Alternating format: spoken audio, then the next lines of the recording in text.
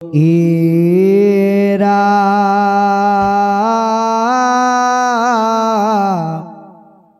আতি পাতকি উতরে যাহা ক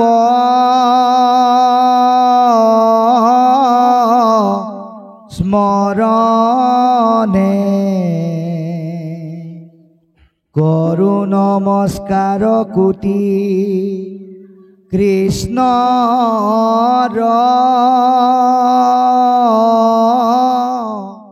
চরণে।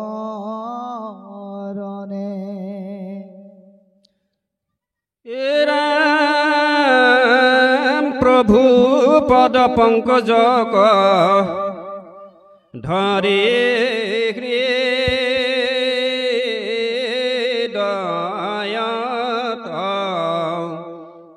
ও যেন মতে বুজুতিকা ভাষ্যর সন্মত। এ রাম কৃষ্ণ রয়া দেখে আমি হর্ষ দীর্ঘ সন্দেহ বিৰচিবু নবসিদ্ধ কথা ক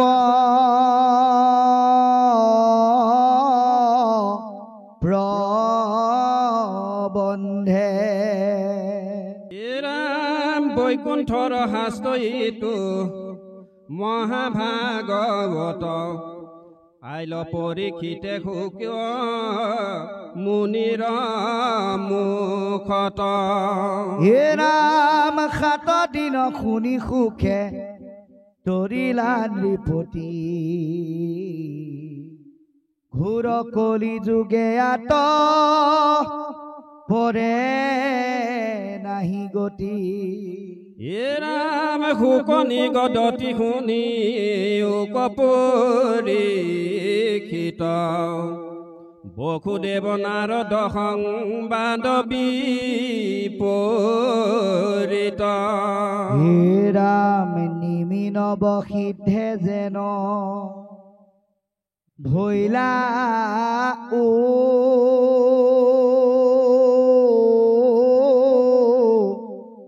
পাইখান কহু খাব শেষ ৰাজা হুয়ো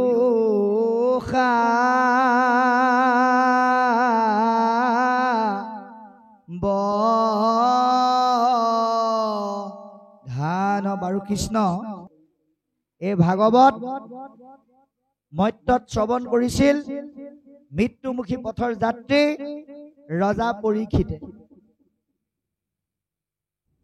যেতিয়া পৃথিৱীত ৰাজকীয় শাসনৰ ব্যৱস্থা আছিল তেতিয়া আমাৰ এই পৃথিৱীখনৰ কেইবাটা দ্বীপত ভাগ কৰা হৈছিল। তাৰ ভিতৰত আমাৰ এই দ্বীপটোৰ নাম আছিল জম্বুদ্বীপ। জম্বুদ্বীপৰ ৰজা আছিল পৰীক্ষিত। কিন্তু ইমান ৰজা থকাৰ পিছতো পৰীক্ষিতকে যে ভাগৱত দিলে, কেলে দিলে বাৰু আমি কেতিয়াবা ভাবি চাইছোনে? কাৰণ আছে। জম্বুদ্বীপৰ ৬১টি বীৰ আৰু বৈষ্ণৱ ৰজাৰ কাৰণে কিন্তু পৰীক্ষিতক সুখদেৱে ভাগৱত দিয়া নাই। পৰীক্ষিতে নিজকে ভাগৱত জ্ঞান লাভ কৰিব পৰাৰ উপযুক্ততা গৰ্ভতে লাভ কৰি আহিছে। কেনেকৈ বাৰু? যেতিয়া গৰ্ভত আছিল উত্তৰাই স্তুতি কৰিলে কি বুলি? এৰা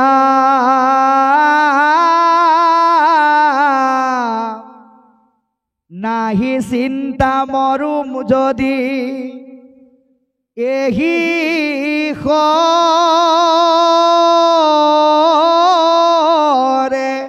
ফুটি কেৱলে ৰাখিও মূৰ ইটো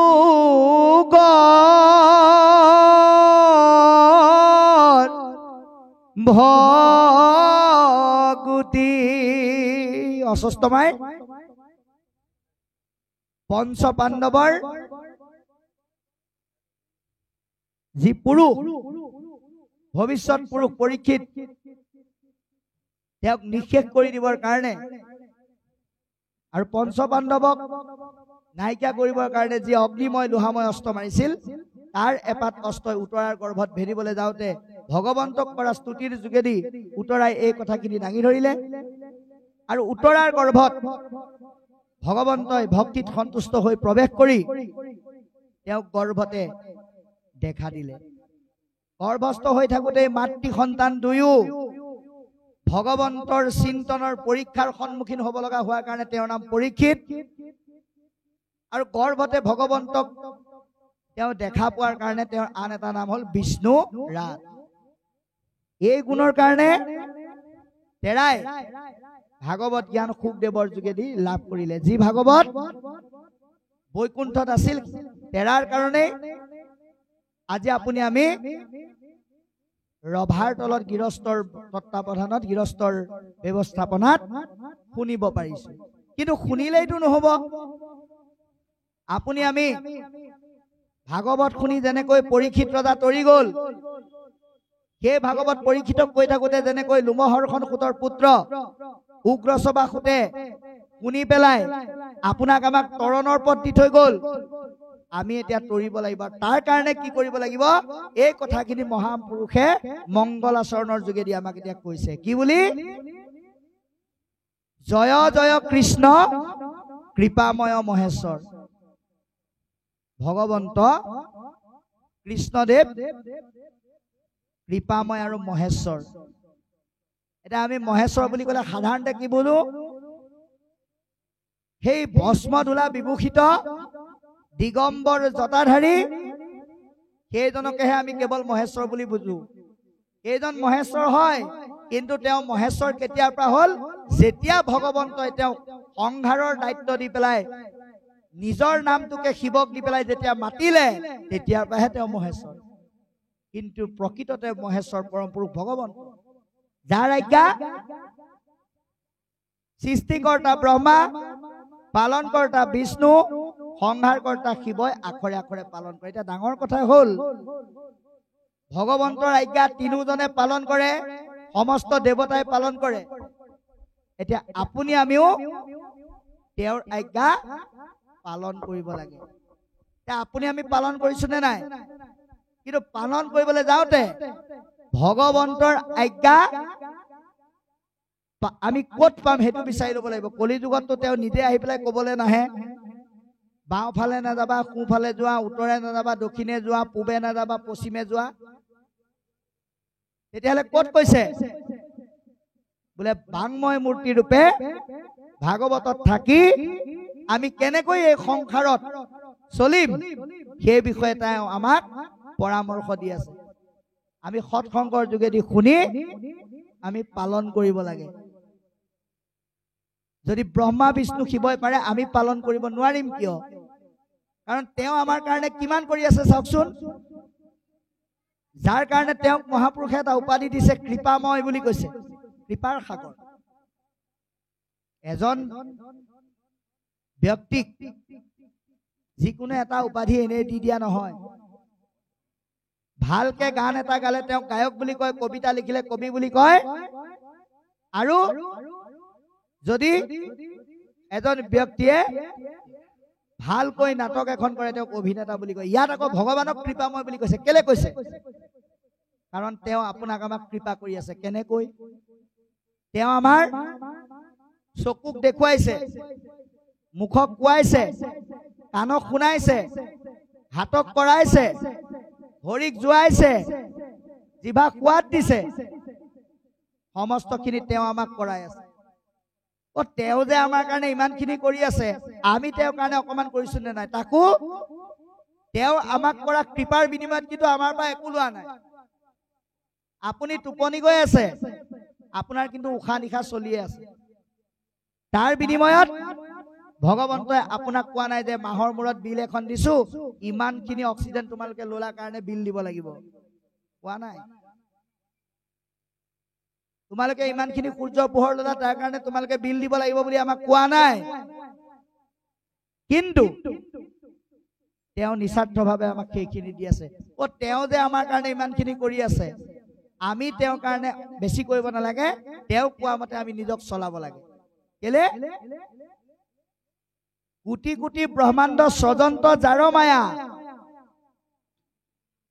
ভগৱন্তই অকল এইখন ব্ৰহ্মাণ্ডই নহয়, কোটি কোটি ব্ৰহ্মাণ্ড তেওঁ স্বজন কৰিছে। অনন্ত কোটি ব্ৰহ্মাণ্ডৰ হৰি অধিকাৰী বুলি কৈছে।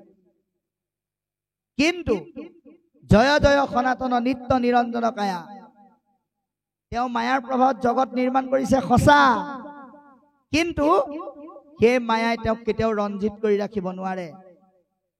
অথচ তেওঁ সনাতন, অৰ্থাৎ সকলো সময়ৰ তেওঁ সাক্ষী। নমো মধু ৰিপুৰাম মূৰ মহাগুৰু, সেইজন ভগৱন্ত যিজনে মধুদৈত্য মূৰ দানৱক নিধন কৰি গুণলীলা কৰি দৈত্যক দমন কৰাৰ উদাহৰণ দেখুৱাইছিল। সেই ভগৱন্ত মহাপুৰুষ গুৰুজনাই কৈছে তেওঁ মোৰ হৃদয়ৰ গুৰু। গতিকে আমিও ভগৱন্ত ৰূপী পোহৰটো হৃদয়ত প্ৰতিষ্ঠা কৰি ল'ব লাগিব। কাৰণ কেলে? যিজনে ভগৱন্তৰ দিব্য পোহৰ হৃদয়ত প্ৰতিষ্ঠা কৰি ল'ব, সেইজনে হ'ল ভকত। আৰু ভগৱন্ত ভকতৰ কল্পতৰু বুলি কৈছে। ভকতৰ কল্পতৰু ভগৱন্ত। আপুনি যদি হৃদয়ত কৃষ্ণৰ দিব্য পোহৰটো প্ৰতিষ্ঠা কৰি লয়, তে আপুনি ভকত, আপোনাৰ কল্পতৰু ভগৱন্ত। যি বিচাৰে তাকে দিব। কেলে দিব? কাৰণ ভকতে কেতিয়াও ভগৱন্তৰ পৰা নিজৰ কাৰণে নিবিচাৰে, সেৱক দুখীসকলৰ কাৰণে বিচাৰে। সেইকাৰণে ভগৱন্তই সমস্তখিনি প্ৰদান কৰে। আতি পাত কিউতৰে যাহাক স্মৰণে, এই ঈশ্বৰৰ নাম ললে কেৱল পুণ্যৱন্তজনেই নহয়, পাপীজনেও তৰিব পাৰে। নামত তেনেকুৱা কোনো বাছ বিচাৰ নাই। কৰো নমস্কাৰ কোটি কৃষ্ণৰ চৰণে। সেইকাৰণে পৰম পুৰুষ ভগৱন্তৰ চৰণত কোটি কোটি বাৰ মহাপুৰুষে নমস্কাৰ জনাইছে। প্ৰভু পদ পংকজক ধৰি হৃদয়ত, যেন মতে বুজুতিকা ভাষ্যৰ সন্মত। পৰম পুৰুষ ভগৱন্তৰ পদযুগলৰ চিন্তন হৃদয়ত ধাৰণ কৰি টিকা ভাষ্যৰ মত অনুসাৰে মহাপুৰুষে এই কথাখিনি লিখিছে। কৃষ্ণৰ আদেশে আমি হৰ্ষ দীৰ্ঘ ছন্দে, ভগৱন্তৰ আজ্ঞাত হস্ৰই দীঘৈ বৰ্ণৰ সহায়ত, বিৰচিবু নৱসিদ্ধ কথাক প্ৰবন্ধে। নজন সিদ্ধৰ জীৱন কৰ্মৰাজিৰ যি কাহিনী, সেই বিষয়বস্তুখিনি বিশ্লেষণ কৰিম। বৈকুণ্ঠৰ শাস্ত্ৰ এইটো মহাভাগৱত। এই ভাগৱত কি? ভগৱন্তৰ মুখৰ বাণী, বৈকুণ্ঠৰ শাস্ত্ৰ। পাইলা পৰীক্ষিতে শুকমুনিৰ মুখত, মহামুনি শুকদেৱৰ মুখেদি মৃত্যুমুখী পথৰ যাত্ৰী ৰজা পৰীক্ষিতে লাভ কৰিলে। 7 দিন শুনি সুখে তৰিলা নৃপতি। পৰীক্ষিত ৰজাই ভাগৱত কেইদিন শুনিলে? 7 দিন। এতিয়া আপুনি আমিও কিন্তু 7 দিনে শুনিব লাগে। 7 দিন মানে কেৱল নিৰ্দিষ্ট 7টা দিনৰ কথা কোৱা নাই। 7 দিন মানে হ'ল সপ্তাহৰ প্ৰথম বাৰটোৰ পৰা শেষৰ বাৰটোলৈ এটা সপ্তাহত যিমান দিন হয়, সেই 7টা দিন আৰু 12টা স্কন্ধ বুলি যে কৈছে, 12 মাহৰ 7টা দিন যাতে ভাগৱতক মাধ্যম কৰি কৃষ্ণ কথা নুশুনাকে যাতে কলিযুগৰ লোকসকলৰ জীৱন অতিবাহিত নহয়, 12 মাহৰ 7টা দিনত যাতে কৃষ্ণ কথা শুনাৰ বাহিৰে যে কলিযুগৰ লোকসকলৰ বিকল্প নাই, গতি পোৱাৰ পথ বেলেগ নাই, এই কথা আমাক বুজাই দিছে। ইমানখিনি বুজাই দিয়াৰ পিছতো আমি যদি কলিযুগত নামৰ বিপৰীতে সত্য, তেতা, দাপৰ 3টা যুগৰ যুগ ধৰ্ম অৱলম্বন কৰো, তেতিয়াহ'লে আমাক কি বুলি কয়? এৰা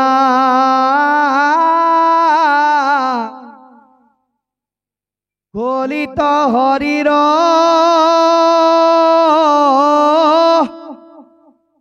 কীৰ্তন এৰিয়া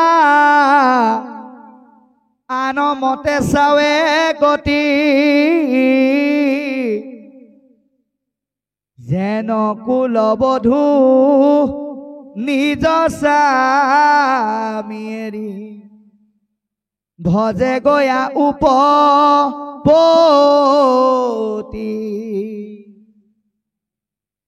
নিজৰ স্বামী থাকোতেও পৰৰ স্বামী ভজাৰ দৰে হ'ব যদিহে কলিত নামৰ বিপৰীতে আমি গতি কৰো বিকল্প নাই বুলি কৈছে গতিকে শুকনি গদতি শুনিও ক পৰীক্ষিত বসুদেৱ নাৰদক সংবাদৰ বিপৰীত হে পৰীক্ষিত শুকদেৱে কৈছে হে ৰাজন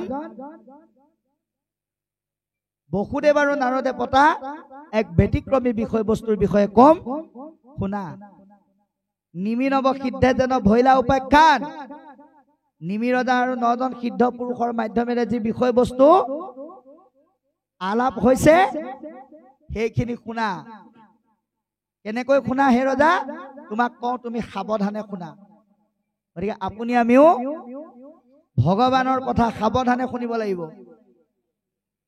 এতিয়া সাৱধানে শুনিব লাগিব মানে এটা কথা বাই সমস্ত আমি প্ৰত্যেকেই মনত ৰাখিব লাগিব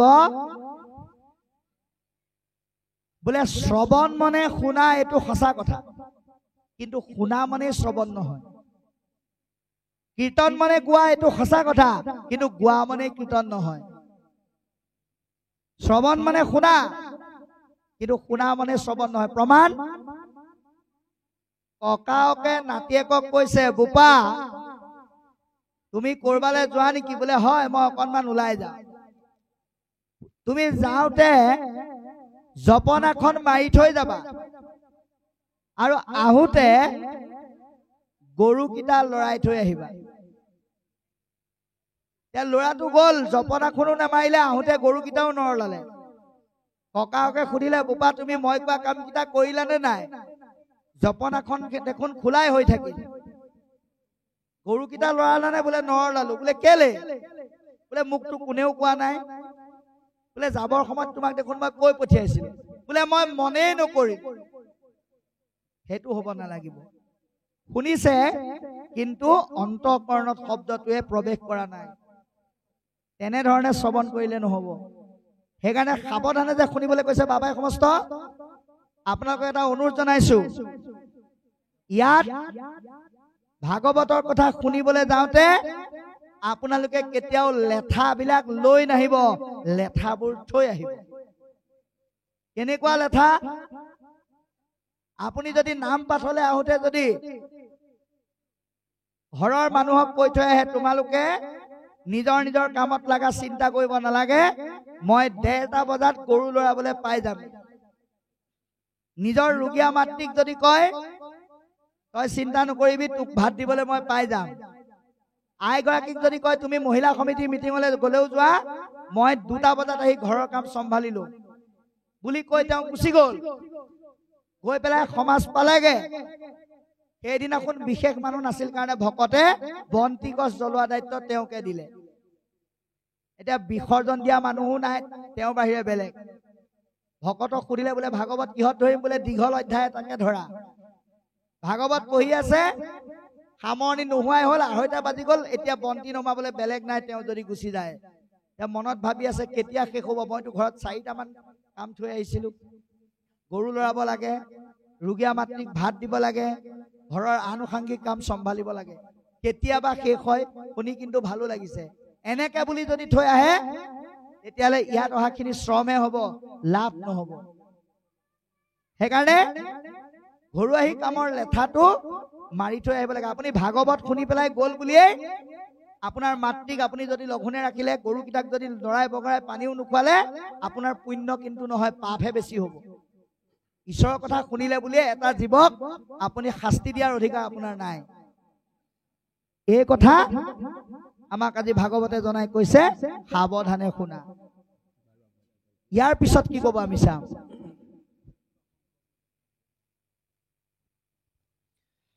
কৃষ্ণ ইৰাম বাৰে বাৰে নাৰদক পথান্ত মাধৱে ও নেৰন্ত দ্বাৰকাৰীষে কৃষ্ণক গৌৰৱে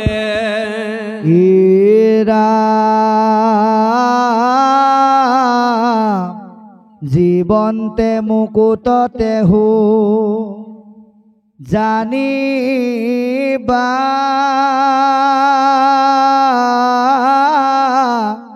সাক্ষাৎ তথাপি উৎসুক আতি কৃষ্ণৰ আত মুকুটি সুখটো কৰি ভকতে শিৱৰ নভজে কৃষ্ণক লোক কিনো কৰ্ম জৰা ও বাক্য কৰ্ণ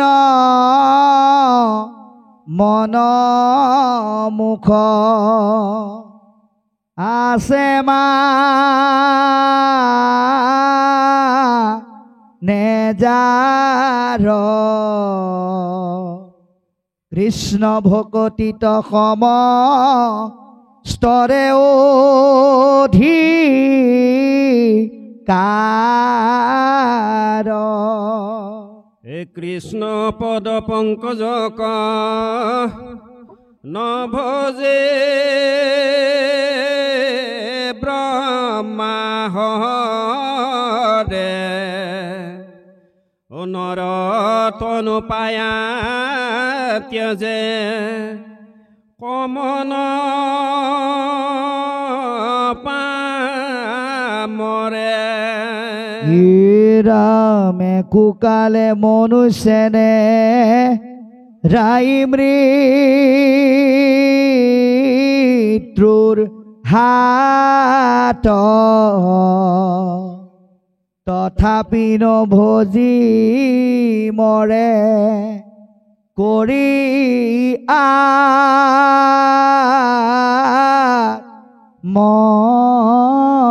ঘাট ৰাম কৃষ্ণ সেৱাতে হে মাত্ৰ গোস্বামী তো ভয় ও জানিয়া কৃষ্ণক ভজা কৰিয়া নিশ্চয় কৃষ্ণ কৃষ্ণ এতিয়া এইখিনিলৈকে কি ক'লে আমি আলোচনা কৰিম যে বাৰে বাৰে নাৰদক পথান্ত মাধৱে নেৰন্ত দ্বাৰকা ঋষি কৃষ্ণৰ গৌৰৱে ভগৱন্ত যদিও ঐশ্বৰিক অৱতাৰী পুৰুষৰ অনন্য ৰূপ তথাপিতো তেওঁ কেতিয়াও মানৱ জীৱনৰ গতানুগতিক কৰ্ম পাহৰি যোৱা নাই যাৰ কাৰণে তেওঁ কি কৰিলে বসুদেৱকে প্ৰমুখ কৰি সকলোৰে খবৰ এটা ল'বৰ কাৰণে নাৰদক পঠাইছে আৰু যদিও নাৰদক খুদ ভগৱন্তই পঠাইছে তথাপিতো কিন্তু নাৰদ যাব বিচৰা নাই সেইটোৱে হ'ল ভকতৰ ভগৱন্তৰ প্ৰতি থকা ভক্তি আৰু প্ৰেম আজি বাৰে বাৰে খুদ ভগৱানে কৈছে হে নাৰদ তুমি এবাৰ গৈ সকলোৰে খবৰ এটা লৈ আহা কিন্তু অকণমান আঁতৰি গ'লে জানছা কৃষ্ণৰ পদ সেৱা সুখৰ আনন্দৰ পৰা বঞ্চিত হ'ব লগা হয় সেই কথা ভাবি তেওঁ কিন্তু যাব বিচৰা নাই এই ভাৱটো আজি আপোনাৰ আমাৰ মনলৈ আহিব লাগিব ভকতৰ গুৰিলে অহাৰ লগে লগে আমাৰ মনত কৃষ্ণক লগ পোৱাৰ দৰে ভাৱ হ'ব লাগিব এৰি যাবৰ সময়ত নাৰদৰ দৰে ভাৱ মনলৈ আহিব লাগিব অৰ্থাৎ নাৰদ কি বুলি ক'লে জীৱন্ত অৱস্থাতে মুক্ত এতিয়া আমাৰ বহুতে মুক্তি মনে মৰা বুলি ভাবে, যাৰ কাৰণে মৰিবৰ সময়ত কাৰবাৰ ওচৰত শাস্ত্ৰ গীতা দশম ৰত্নাৱলী ভাগৱত পঢ়িবৰ কাৰণে কি বুলি কয়, বোলে যোৱাচোন যোৱা ভাগৱত একাধা পঢ়ি দিয়া, সোনকালে মৰি পেলাই মুক্তি পাই যদি পাওঁ। আজি ভাগৱতে কৈছে মৰা মনে মুক্তি নহয়। এজন ব্যক্তিয়ে জীয়াই থাকোতে মুক্তি হবৰ কাৰণে যত্ন কৰিব লাগিব, আৰু তাৰ কাৰণে কি কৰিব লাগিব, হৰিময় ভাৱনা ল'ব লাগিব। সমস্ত জীৱৰ মাজত ঈশ্বৰৰ অস্তিত্ব উপলব্ধি কৰিব লাগিব। কেনেকৈ, কাৰ দৰে? সকলোকে হৰিময় দেখাটো ইমান সহজ নহয় বুলি বহুতে ক'ব পাৰে, কিন্তু সহজ হয়। প্ৰথম স্কন্ধ ভাগৱতত অষ্টমাই পঞ্চ পাণ্ডৱৰ 5টা পুত্ৰৰ মূৰ কাটি পেলোৱাৰ পিছতো কি বুলি ক'লে, যে চোৱা মই যেনেকৈ আজি পুত্ৰৰ দুখত মই দগ্ধ হৈ কান্দিছো, এই অশ্বস্তমাৰো এগৰাকী হৃদয়বান মাতৃ আছে যাৰ নাম গৌতমী। গতিকে মই আৰু এগৰাকী মাতৃৰ চকু পানী অভাৱত পৃথিৱীত পৰাটো নিবিচাৰো। এই যিটো ভাৱনা, ইয়াক ব্ৰহ্মময় ভাৱনা বুলি কৈছে। চতুৰ্থ স্কন্ধত ধ্ৰুৱ, আপোনালোকে ধ্ৰুৱ চৰিত্ৰ পঢ়িলে পাব। উত্তমক কোলাত লৈ বাপেক বহি আছে, কাষতে সুৰুচি ৰৈ আছে। ধ্ৰুৱই ভাবিলে দেউতাই মোকো ল'ব, এই বুলি ভাবি কাষ চাপি গ'ল, আৰু সুৰুচিয়ে ক'বলৈ ধৰিলে, যিহেতুকে বৎস দুৰ্ভাগাৰক কুলে ভৈলি, পিতৃৰ আদৰ হেতু মোৰ গৰ্ভে কিয়নো নজন্মিলি। তই যদি পিতৃৰ মৰম পাবলৈ ইমান মন আছিলে, তেতিয়াহ'লে তই মোৰ গৰ্ভত কিয় জন্মগ্ৰহণ নকৰিলি? এতিয়াও সময় সাৰি যোৱা নাই। হৰিৰ নাম ল, এবাৰ মৰ, তাৰপিছত মোৰ গৰ্ভত জন্ম ল, তই দেউতাৰ মৰম পাবি। ধ্ৰুৱৰ গোটেই আকাশখন যেন মূৰত ভাগি পৰি, আৰু আহি সুনীতিক গোটেই কথাখিনি লগৰীয়াবিলাকে ক'লে। তেতিয়া সুনীতিয়ে কি বুলি কৈছে, কাকো দোষাৰোপ কৰা নাই। পূৰ্ব জন্মে লোকক কৰিলো বহু, দিলো আমি কষ্ট, পূৰ্বকালে লোকক কৰিলো বহু নষ্ট, সেইকাৰণে ইটো জন্মে পাইলো বহু কষ্ট। বোপা, আগৰ জন্মত আমি হয়তো কাৰোবাক বহুত কষ্ট দিয়াৰ কাৰণে এই জন্মত আমি তাৰ ফল ভোগ কৰিব লগা হৈছে। তুমি তোমাৰ মাহীক ইয়াৰ কাৰণে দোষাৰোপ নকৰিবা, কাৰণ তোমাৰ মাহীয়ে তোমাক যিটো উপায় দিছে, তোমাৰ মাহী মোতকেও প্ৰিয় হ'ব লাগে। কিয়? কাৰণ আজিলৈকে ময়ে তোমাক হৰি নাম ল'বলৈ পৰামৰ্শ দিয়া নাছিলো। এগৰাকী মাতৃ হ'বলৈ হ'লে সামাজিক দৃষ্টিকোণতেই হওক বা সবল ব্যক্তিত্ব গঠনৰ ক্ষেত্ৰতে হওক, এগৰাকী মাতৃ কিন্তু সমাজত নিজকে চালনী হৈ ল'ব লাগিব। চালনীখনে যেনেকে বেয়াবিলাক চালি পেলাই দি ভালবিলাক ৰাখি দিয়ে, ঠিক তেনেকৈ এগৰাকী মাতৃয়ে কি কৰিব লাগিব, বেয়াবিলাক নেদেখুৱাই সন্তানক ভাল পথেৰে দিবৰ কাৰণে যত্ন কৰিব লাগিব। আৰু এই ব্যৱস্থাটো যদি আমি সৰু অৱস্থাৰ পৰাই আমি ঘৰখনত দেখুৱাব পাৰো, হৰিময় আৰু ব্ৰহ্মময় ভাৱনা জীৱন্ত অৱস্থাতে আহি যাব। গতিকে মুকুতি সুখতো কৰি ভকতি সেৱৰ, সেইকাৰণে মুক্তিৰ ভকতৰ প্ৰয়োজন নাই। মুক্তিতকৈ ভক্তি শ্ৰেষ্ঠ বুলি কৈছে। নভজে কৃষ্ণক লোক কিনো কৰ্মজৰ, মুক্তিতকে যিহেতু ভকতি শ্ৰেষ্ঠ, এই কথা জানিও যি ভগৱন্তক নভজে সেই ব্যক্তিৰ সমান কি নাই, সেই ব্যক্তিৰ সমান অনাচাৰী আৰু ঈশ্বৰ বিমুখী নাই বুলি কৈছে। আমি কিবা এটা বিচাৰি পেলাই ভগৱন্তক ভজিব নালাগে। কিবা এটা বিচাৰি ভগৱন্তক আমি কেতিয়াও ভকতি কৰিব নালাগে। নিস্বাৰ্থভাৱে তেওঁৰ গুণ গৰিমা শুনি আনন্দ পাই ভক্তি কৰিবৰ কাৰণে যত্ন কৰিব লাগে। কাৰণ ভগৱন্তই আমাক কি দিয়া নাই বোলে বাক্য কৰ্ণ মনোমুখ আছে মানে যাৰ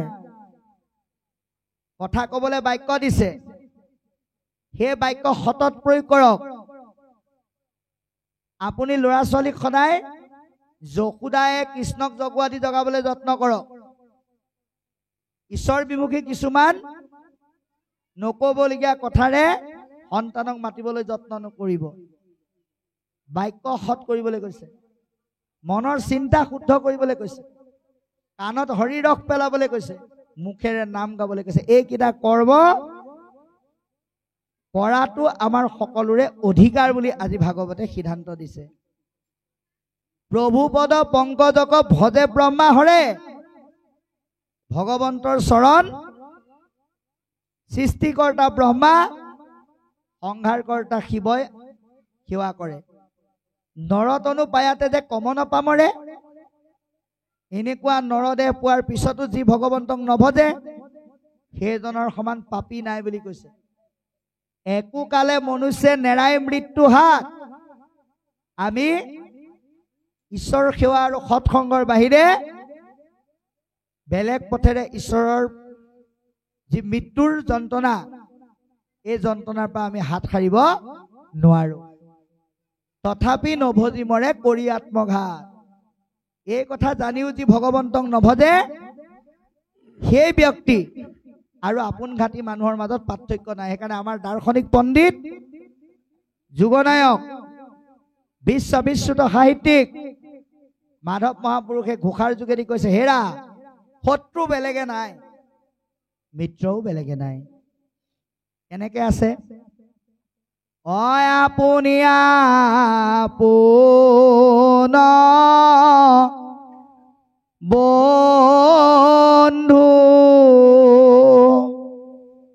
আপুনি